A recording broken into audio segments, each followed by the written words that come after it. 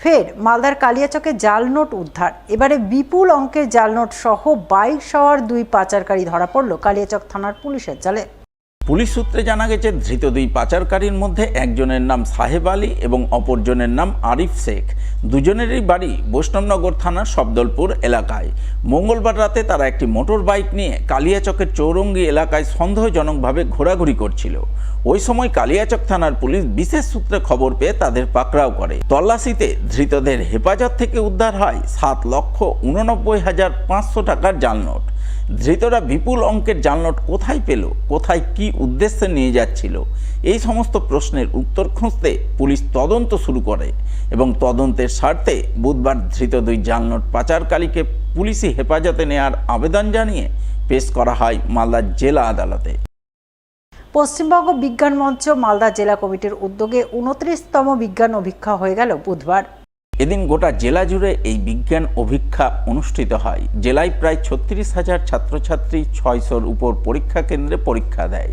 এবছরই প্রথম বাংলা ভাষার পাশাপাশি ইংরেজি ভাষাতেও বিজ্ঞান অভিক্ষা অনুষ্ঠিত হয়। মালদা শহরের সরকারি বেসরকারি স্কুল মিলিয়ে প্রায় 4,000 পরীক্ষার্থী 29টি পরীক্ষা কেন্দ্রে বিজ্ঞান অভিক্ষা দেয় সুষ্ঠুভাবে, এমনটাই জানান পশ্চিমবঙ্গ বিজ্ঞান মঞ্চের মালদা জেলা সম্পাদক মনোরঞ্জন দাস। পশ্চিমবঙ্গ বিজ্ঞান মঞ্চ মালদা জেলা কমিটির উদ্যোগে আজ 5ই নভেম্বর গোটা জেলা জুড়ে বিজ্ঞান অভিক্ষা নেওয়া হচ্ছে। এবছরের বিজ্ঞান অভিক্ষা 29তম বিজ্ঞান অভিক্ষা। এবছর গোটা জেলা প্রাথমিক ও মাধ্যমিক বিদ্যালয়ের প্রায় 600-র উপর স্কুলে ছাত্রছাত্রী তারা অংশগ্রহণ করছে। 265টি অভিক্ষা কেন্দ্রে আমাদের এই অভিক্ষা হচ্ছে। মোট পরীক্ষার্থীর সংখ্যা 36,000।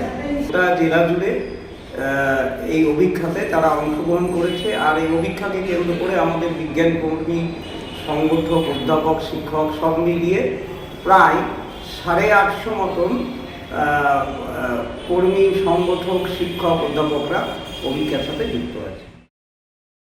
অন্যদিকে পশ্চিমবঙ্গ বিজ্ঞান মঞ্চ মালদা জেলা কমিটির পরিচালনায় বুধবার সারা জেলার সাথে রতুয়া 1 নম্বর ব্লকেও 29তম বিজ্ঞান অভিক্ষা অনুষ্ঠিত হয়। রতুয়া বিজ্ঞান কেন্দ্রের ব্যবস্থাপনায় রতুয়া 1 নম্বর ব্লকের 78টি স্কুলের প্রায় 4,000 ছাত্রছাত্রী 31টি পরীক্ষা কেন্দ্রে পরীক্ষা দেয়। বিজ্ঞান অভিক্ষায় অংশগ্রহণকারী 3য় থেকে 10ম শ্রেণীর ছাত্রছাত্রীরা OMR সিটে সুষ্ঠুভাবে পরীক্ষা দেয়, এমনটাই জানান রতুয়া বিজ্ঞান কেন্দ্রের কার্যকরী সভাপতি বিধানচন্দ্র প্রামাণিক।